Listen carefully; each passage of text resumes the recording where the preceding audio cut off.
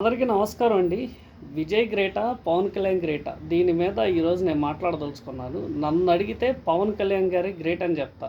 ఎందుకంటే విజయ్ గారు ఇక్కడ 106 సీట్లు 108 సీట్లు గెలిచారు. 12 సీట్ల దగ్గరలో ప్రభుత్వం ఏర్పాటు చేయలేకపోయారు. గెలిచి 5 రోజులు అయిపోయింది. అతను కాంగ్రెస్ పార్టీకి మద్దతు అడిగారు, వీళ్ళ మద్దతు అడిగారు, వీకేసీ మద్దతు అడిగారు. ఇప్పుడు తమిళనాడులో ఏ పరిస్థితి తలెత్తుతుందో అందరికీ తెలిసిన విషయమే. అతను వీకేసీ వాళ్ళు అయితే అతను గెలిచిన 2 సీట్లలో తిరుచిపల్లి వదిలేసుకొని ఆ సీట్ని వీకేసీ హెడ్కి ఇవ్వమని చెప్పి అడుగుతున్నారు. యాక్చువల్లీ అది వాళ్ళ నాన్నగారు చంద్రశేఖర్ గారికి ఇద్దామని డిసైడ్ అయినట్టున్నారు అని కొంతమంది వర్గాలు అనుకున్నాయి, పార్టీ వర్గాలు. అయితే ఈరోజు ప్రభుత్వం ఏర్పాటు చేయడం అనేది విజయ్ గారికి కత్తి మీద సాము లాంటిది. వీకేసీ వాళ్ళు నిన్న మద్దతు ఇస్తామని చెప్పారు. గంటకి తర్వాత ఇప్పుడు మేము పార్టీలో చేరంగానే బయట నుంచి మద్దతు ఇస్తామని గవర్నర్కి లెటర్ రాశారు. దీంతో అతను ప్రమాణ స్వీరింగ్ సెరమనీ అనేది ప్రస్తుతానికైతే వాయిదా పడింది.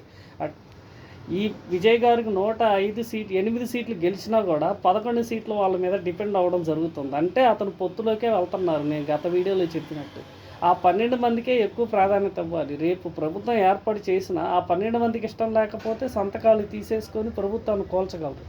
అదే పవన్ కళ్యాణ్ గారు అయితే 21 సీట్లకి పొత్తు పెట్టుకొని 21కి 21 గెలిచారు.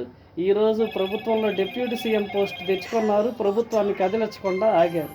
సో లాస్ట్ కంక్లూడ్ ఏం చేస్తానంటే పవన్ కళ్యాణ్ గారి గ్రేట్.